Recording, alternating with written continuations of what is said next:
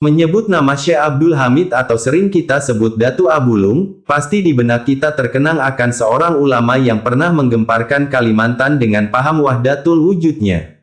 Sepak terjang beliau memang tak banyak yang mengetahui karena beliau tidak ada meninggalkan kitab karangan seperti ulama-ulama lainnya. Keilmuan beliau cuma dapat kita ketahui secara lisan dari mulut ke mulut atau dari pewaris para murid beliau. Banyak pendapat yang berbeda tentang kisah beliau. Ada yang menyatakan bahwa ilmu beliau salah, tapi sebagian masyarakat Banjar bahkan hampir seluruhnya menyatakan bahwa Datu Abulung ini adalah seorang wali Allah. Terlepas dari segala kontroversi yang ada, riwayat beliau sangat dicari oleh sebagian masyarakat Banjar. Dalam sejarah pemikiran keagamaan di Kalimantan pada abad ke-18 setidaknya ada 3 tokoh ternama di kerajaan Banjar selain Datu Suban dan para muridnya yang sakti mandraguna. Pada masa itu para ulama Banjar memang sangat terkenal dengan segala karamah dan kesaktiannya. Di antara 3 orang tokoh ternama dan terkenal tersebut adalah Syekh Muhammad Arsyad Al-Banjari atau Datu Kalampayan, Syekh Muhammad Nafis Al-Banjari atau Datu Nafis, Syekh Abdul Hamid Abulung atau Datu Abulung. Dan sosok Datu Abulung inilah yang penuh misteri hingga saat ini. Pada masa itu pemerintahan kerajaan diperintah oleh Sultan Tahlilullah. Saat itulah Syekh Muhammad Arsyad Al-Banjari dan Syekh Abdul Hamid muda diberangkatkan oleh kerajaan Banjar untuk menuntut ilmu dengan biaya kerajaan dengan harapan nantinya bisa membawa sinar terang bagi kerajaan Banjar. Mereka diberangkatkan ke Tanah Suci Makkah Al-Mukarramah. Tercatat Datu Kalampayan belajar kepada beberapa orang guru, sedangkan Datu Abulung juga belajar kepada beberapa orang guru yang sayangnya tidak tercatat karena tidak adanya karangan beliau yang biasanya merujuk kepada guru-guru pengarang.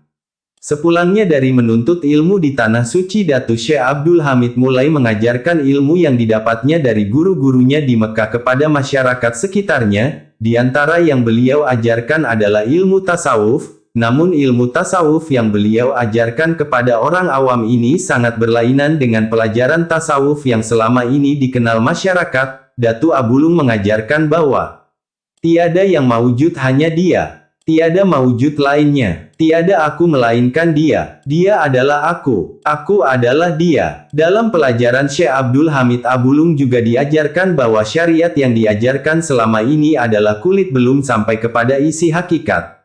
Sedangkan pelajaran yang selama ini diyakini masyarakat umum yaitu tiada yang berhak dan patut disembah selain Allah. Allah adalah Khalik dan selainnya adalah makhluk, tiada sekutu baginya. Ajaran Datu Abulung ini kurang lebih seperti ajaran Abu Yazid Al-Bustami, Husain bin Mansur Al-Halaj, yang kemudian memasuki Indonesia melalui Hamzah Fansuri dan Syamsuddin di Sumatera dan Syekh Siti Jenar di Pulau Jawa.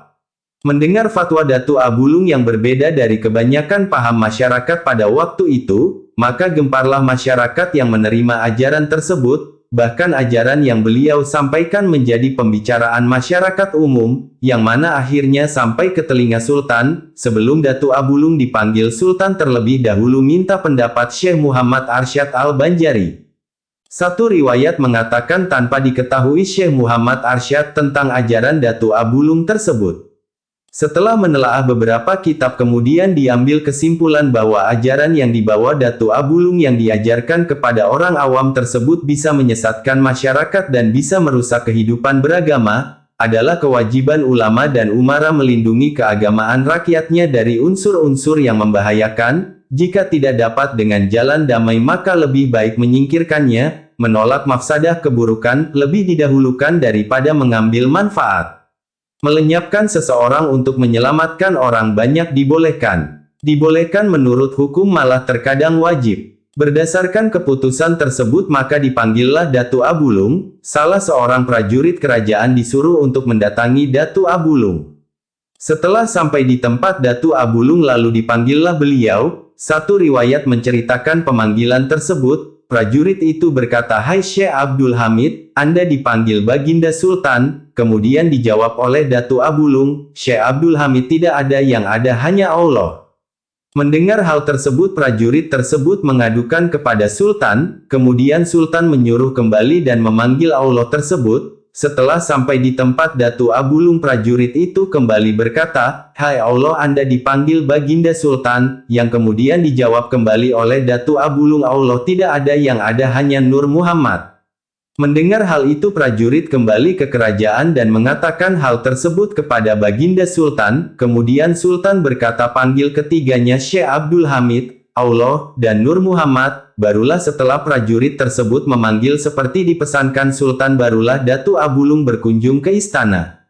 Di tengah perjalanan menuju istana dipasanglah perangkap yang apabila terpijak maka melesatlah sebilah tombak tajam yang akan menghujam ke tubuh orang yang menginjaknya. Saat itu terbukti kebenaran ajaran Syekh Abdul Hamid Abulung. Ketika beliau menginjak perangkap tersebut, tombak tajam itu memang melesat dengan cepatnya di udara dan berhenti tepat di belakang Datu Abulung dan jatuh ke tanah tanpa beliau mengetahuinya.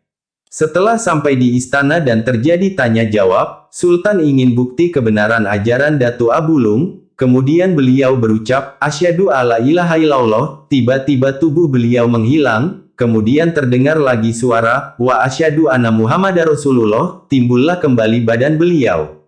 Semua orang kagum melihat hal tersebut, tapi dengan menimbang untuk keselamatan orang awam yang lebih banyak, maka dihukumlah Syekh Abdul Hamid Abulung dengan dimasukkan ke dalam kerangkeng yang ukurannya hanya muat tubuh beliau dan hanya cukup untuk berdiri. Dengan kurungan seperti itu akhirnya beliau ditenggelamkan di sungai Lok Buntar, maka akhirnya tenggelamlah sampai ke dasar sungai. Tanpa diketahui oleh semua orang suatu keanehan terjadi, apabila tiba waktu sholat fardu maka kerangkeng tersebut akan timbul dari permukaan sungai, dan beliau kemudian keluar dari kerangkeng tersebut dan melakukan sholat. Setelah selesai sholat maka secara perlahan kerangkeng tersebut tenggelam kembali ke dasar sungai. Pada suatu malam menjelang subuh 10 orang pencari ikan yang sampai pada sekitar tenggelamnya Syekh Abdul Hamid. Lama-lama mereka mendengar suara azan, perlahan-lahan mereka mendekati sumber suara azan tersebut. Dari kejauhan mereka melihat keganjilan dan keanehan Datu Abulung tersebut. Sejak saat itu mereka mengangkat beliau menjadi guru mereka. Dari beliau mereka belajar berbagai ilmu agama Islam. Karena jumlah mereka 10 maka dinamakan orang 10 atau sekarang orang menyebutnya Datu 10. Setelah selesai belajar orang 10 ini menjadi pegawai kerajaan. Setelah direndam dalam air Datu Abulung tidak juga mati dan akhirnya diketahui kerajaan. Maka akhirnya Datu Abulung kembali dibawa ke kerajaan. Di hadapan Sultan akhirnya Datu Abulung mengatakan bahwa beliau tidak bisa dibinasakan dengan alat apapun, kecuali dengan senjata yang ada di dinding rumah beliau dan menancapkannya di dalam daerah lingkaran yang beliau tunjukkan di belikat beliau. Setelah sholat 2 rakaat, senjata tersebut ditancapkan di belikat beliau. Sudah ditandai tersebut maka memancarlah darah segar dari tempat itu dan anehnya darah tersebut membentuk kalimat, "La ilaha illallah Muhammadur Rasulullah, innalillahi wa inna ilaihi rajiun." Setelah sekian lama kubur beliau akhirnya ditemukan oleh masyarakat atas petunjuk dari Tuan Guru Haji Muhammad Nortang Kisung yang juga diyakini adalah seorang kekasih Allah. Letaknya sebelah hilir dari kampung dalam pagar, dan sekarang dipelihara makamnya oleh warga setempat. Selain itu keanehan makam yang terletak di pinggir sungai itu berapa kali tergerus air sungai dan turun ke bawah, tapi setelah itu makam itu naik dengan sendirinya dan tanah di bawahnya juga mengikuti makam tersebut.